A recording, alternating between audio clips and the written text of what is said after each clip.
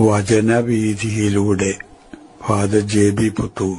വിശുദ്ധ ലൂക്കാ രചിച്ച നമ്മുടെ കർത്താവ് യേശുമിശിഹായുടെ പരിശുദ്ധ സുവിശേഷം. അധ്യായം 13, 22 മുതൽ 30 വരെയുള്ള വാക്യങ്ങൾ. ഇടുങ്ങിയ വാതിൽ. പട്ടണങ്ങളിലും ഗ്രാമങ്ങളിലും പഠിപ്പിച്ചുകൊണ്ട് അവൻ ജെറൂസലേമിലേക്ക് യാത്ര ചെയ്യുകയായിരുന്നു. ഒരുവൻ അവനോട് ചോദിച്ചു, കർത്താവേ, രക്ഷ പ്രാപിക്കുന്നവർ ചുരുക്കമാണോ? അവൻ അവരോട് പറഞ്ഞു, ഇടുങ്ങിയ വാതിലിലൂടെ പ്രവേശിക്കാൻ പരിശ്രമിക്കുവിൻ. ഞാൻ നിങ്ങളോട് പറയുന്നു, അനേകം പേർ പ്രവേശിക്കാൻ ശ്രമിക്കും, എന്നാൽ അവർക്ക് സാധിക്കുകയില്ല. വീട്ടുടമസ്ഥൻ എഴുന്നേറ്റ് വാതിൽ അടച്ചു കഴിഞ്ഞാൽ പിന്നെ നിങ്ങൾ പുറത്തുനിന്ന് കർത്താവേ, ഞങ്ങൾക്ക് തുറന്നു തരണമേ എന്ന് പറഞ്ഞ് വാതിൽക്കൽ മുട്ടാൻ തുടങ്ങും. അപ്പോൾ അവൻ നിങ്ങളോട് പറയും, നിങ്ങൾ എവിടെ നിന്നാണെന്ന് ഞാൻ അറിയുന്നില്ല. അപ്പോൾ നിങ്ങൾ പറയും, നിന്റെ സാന്നിധ്യത്തിൽ ഞങ്ങൾ ഭക്ഷിക്കുകയും പാനം ചെയ്യുകയും ഞങ്ങളുടെ തെരുവുകളിൽ നീ പഠിപ്പിക്കുകയും ചെയ്തിട്ടുണ്ട്. എന്നാൽ അവൻ പറയും, നിങ്ങൾ എവിടെ നിന്നാണെന്ന് ഞാൻ അറിയുന്നില്ല. അനീതി പ്രവർത്തിക്കുന്ന നിങ്ങൾ എന്നിൽ നിന്ന് അകന്നു പോകുവിൻ. അബ്രാഹവും ഇസഹാക്കും യാക്കോബും സകല പ്രവാചകന്മാരും ദൈവരാജ്യത്തിൽ ഇരിക്കുന്നതായും നിങ്ങൾ പുറന്തള്ളപ്പെടുന്നതായും കാണുമ്പോൾ നിങ്ങൾ വിലപിക്കുകയും പല്ലിറുമുകയും ചെയ്യും. കിഴക്കുനിന്നും പടിഞ്ഞാറുനിന്നും വടക്കുനിന്നും തെക്കുനിന്നും ജനങ്ങൾ വന്ന് ദൈവരാജ്യത്തിൽ വിരുന്നിനിരിക്കും. അപ്പോൾ മുൻപന്മാരാകുന്ന പിൻപന്മാരും പിൻപന്മാരാകുന്ന മുൻപന്മാരും ഉണ്ടായിരിക്കും. ഇടുങ്ങിയ പാത എന്നതുകൊണ്ട് യേശു അർത്ഥമാക്കുന്നത്, യേശുവിനോട് പല വ്യക്തികളും പല അവസരങ്ങളിൽ ഒരു പ്രത്യേക കാര്യം ചോദിച്ച് മനസ്സിലാക്കുന്നതായിട്ട് നാം സുവിശേഷത്തിൽ കാണുന്നുണ്ട്. പല വ്യക്തികളും ആയതുകൊണ്ട് ആ ചോദ്യത്തിന് ഉപയോഗിക്കുന്ന വാക്കുകളിൽ വിശദാംശങ്ങളിൽ അല്പം വ്യത്യാസം നമുക്ക് കാണാം എന്ന് വരികിലും സാരാംശത്തിൽ ഒന്ന് തന്നെ.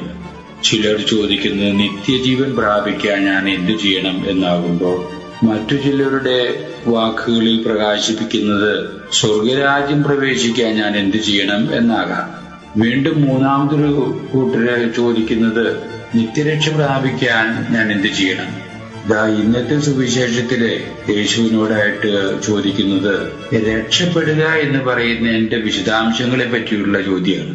യേശു അതിനുള്ള ഉത്തരം പല അവസരങ്ങളിലും പല സാഹചര്യങ്ങളിലും ഉയർന്ന ചോദ്യങ്ങളായതുകൊണ്ടും പലരും ആണ് ചോദ്യകർത്താക്കള് എന്നതുകൊണ്ടും ഓരോ അവസരത്തിലും ഓരോ സാഹചര്യത്തിനും അനുസരിച്ച് ഉത്തരത്തിലും വിശദാംശങ്ങളിൽ അല്പസ്വല്പം വ്യത്യാസം നമ്മൾ കണ്ടെത്താം. ഇന്നത്തെ സുവിശേഷത്തിലെ യേശു ജെറൂസലം ലക്ഷ്യമാക്കിയുള്ള യാത്രയുടെ മധ്യേ ഒരു വ്യക്തി യേശുവിനെ സമീപിച്ചുകൊണ്ട് ചോദിക്കുകയാണ്, രക്ഷപ്പെടുക എന്ന് പറയുന്നതിന്റെ അർത്ഥം എന്താ? അത് സാധിക്കുമോ മനുഷ്യനെ? എങ്ങനെയും സാധിക്കുക? ഈ വക കാര്യങ്ങളെ സംബന്ധിച്ചാണ് ആ മനുഷ്യൻ യേശുവിനോട് ചോദിക്കുന്നത്. യേശു ഉത്തരമായിട്ട് നൽകുന്നു, രക്ഷപ്പെടുക എന്ന് പറയുന്നത് യാന്ത്രികമായിട്ട് സംഭവിക്കാവുന്ന ഒരു കാര്യമല്ല.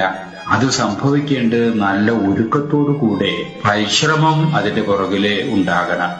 രക്ഷപ്പെടുക എന്ന് പറയുന്നതും നിത്യജീവൻ പ്രാപിക്കാൻ എന്താ ചെയ്യണ്ടേ എന്നൊക്കെ പറയുന്നതും വാക്കുകളിൽ വ്യത്യാസമുണ്ടെങ്കിലും ദൈവത്തിന്റെ സാന്നിധ്യത്തിലെ മനുഷ്യൻ ജീവിക്കാൻ ഇടവരണമെങ്കിൽ എന്ത് ചെയ്യണം എന്നുള്ളതാണ് അതിന്റെ സാരാംശം. ഉത്തരവും ദൈവത്തിന്റെ സാന്നിധ്യത്തിലെ മനുഷ്യൻ എത്തണം എന്ന് വരികിലെ യാന്ത്രികമായിട്ടുള്ള ഒരു ജീവിതശൈലി കൊണ്ട് സാധിക്കേണ്ടത് ഒന്നല്ല. ഇന്നത്തെ സുവിശേഷത്തിലൂടെ യേശു നൽകുന്ന ഉത്തരമനുസരിച്ച് അത് യാഥാർത്ഥ്യബോധത്തോടു കൂടിയുള്ള പരിശ്രമം അതിന്റെ പുറകിലുണ്ടാകണം. ഏത് തരത്തിലുള്ള പരിശ്രമമാണ് എന്ന് പോലും യേശു വ്യക്തമാക്കുകയാണ്. ദൈവത്തിന്റെ സാന്നിധ്യത്തിലേക്ക് എത്താനുള്ള വഴി ഇടുങ്ങിയ വഴിയാണ് എന്നാണ് യേശു ഉത്തരത്തിലൂടെ വ്യക്തമാക്കുന്നത്. അതുകൊണ്ട് ദൈവ സാന്നിധ്യത്തിലേക്ക് പ്രവേശിക്കാൻ ആഗ്രഹിക്കുന്ന മനുഷ്യൻ ഇടുങ്ങിയ വഴിയിൽ കൂടി നടക്കാനുള്ള അഭ്യാസം ജീവിതത്തിൽ ഉണ്ടാകണം. അതിനെ ഉൾശീലം വളർത്തിയെടുക്കണം. എന്താണ് യേശു ഉദ്ദേശിക്കുന്ന ഇടുങ്ങിയ വഴി എന്നും യേശു ഇന്നത്തെ സുവിശേഷത്തിൽ തന്നെ വ്യക്തമാക്കുന്നുണ്ട്. നീതിനിഷ്ഠമായിട്ടുള്ള ഒരു ജീവിത ശൈലിയാണ് യേശു ഉദ്ദേശിക്കുന്ന ഇടുങ്ങിയ വഴി. അത് സമൂഹത്തിലെ ഓരോ അവസരത്തിലുണ്ടാകുന്ന ട്രെൻഡിന്റെ ഗതിവിധികൾക്കനുസരിച്ചുള്ള ഒരു ജീവിത ശൈലി എന്നതിനേക്കാൾ നീതിപൂർവമുള്ള ഒരു ജീവിത ശൈലി എന്ന് പറയുമ്പോൾ വേണ്ടത് വേണ്ടപ്പോ വേണ്ട വിധത്തിൽ ചെയ്യാനുള്ള ഒരു സന്നദ്ധത, ഉചിതമായത് ഉചിതമായ വിധത്തിൽ ഉചിതമായ സമയത്ത് ചെയ്യാനുള്ള സന്നദ്ധത. ആഗ്രഹമുണ്ടോ ആഗ്രഹമില്ലേ എന്നുള്ളതല്ല ഇവിടുത്തെ മാനദണ്ഡം. ഇഷ്ടമാണോ ഇഷ്ടമല്ലേ എന്നുള്ളതല്ല ഇവിടുത്തെ മാനദണ്ഡം. ഇവിടെ ശരിയാണോ തെറ്റാണോ എന്നുള്ളതാണ് മാനദണ്ഡം. ഈ മാനദണ്ഡത്തിനനുസരിച്ച് ജീവിക്കാൻ ഉള്ള ഒരു ജീവിത ശൈലി നേടിയെടുക്കുക എന്നുള്ളതാണ്. അതിൽ കൂടെയാണ് ദൈവസന്നിധിയിലേക്കുള്ള പ്രവേശനം ഒരു മനുഷ്യന് സാധ്യമാകുള്ളൂ എന്നാണ് യേശു ഇന്നത്തെ സുവിശേഷത്തിലൂടെ പഠിപ്പിക്കുന്നത്. ഈ നീതിനിഷ്ഠമായിട്ടുള്ള ജീവിത ശൈലി ഒരു മനുഷ്യനെ ലഭ്യമാകണമെന്ന് വരികിലെ ഒരുപാട് സംയമനവും അതിലേറെ ശിക്ഷണവും അതിലേറെ നിയന്ത്രണവും മനുഷ്യനെ അഭ്യസിക്കേണ്ടിയിരിക്കുന്നു. അങ്ങനെ സംയമനത്തിൽ കൂടെയും നിയന്ത്രണത്തിൽ കൂടെയും ശിക്ഷണത്തിൽ കൂടെയും ക്ഷമയിൽ കൂടിയൊക്കെ നേടിയെടുക്കേണ്ട ഒരു ജീവിത ശൈലിയാണ് ദൈവസന്നിധിയിലേക്ക് ഒരുവനെ എത്തിക്കുക എന്നുള്ളതാണ് യേശു ഇന്ന് നൽകുന്ന ആ ഉത്തരത്തിൽ നിന്ന് വ്യക്തമാക്കുന്നത്. അല്ലാതെ സമൂഹത്തിന്റെ ഒഴുക്കിന് അനുകൂലമായിട്ടുള്ള ഒരു അടിച്ചുപൊളി ജീവിതം എന്ന് ഇന്നത്തെ ഭാഷയിൽ പറയാവുന്ന ഒരു ജീവിതം അല്ല ദൈവസന്നിധിയിലേക്ക് ഒരുവന് പ്രവേശനം ലഭിക്കാനിടവരുന്ന ജീവിതശൈലി.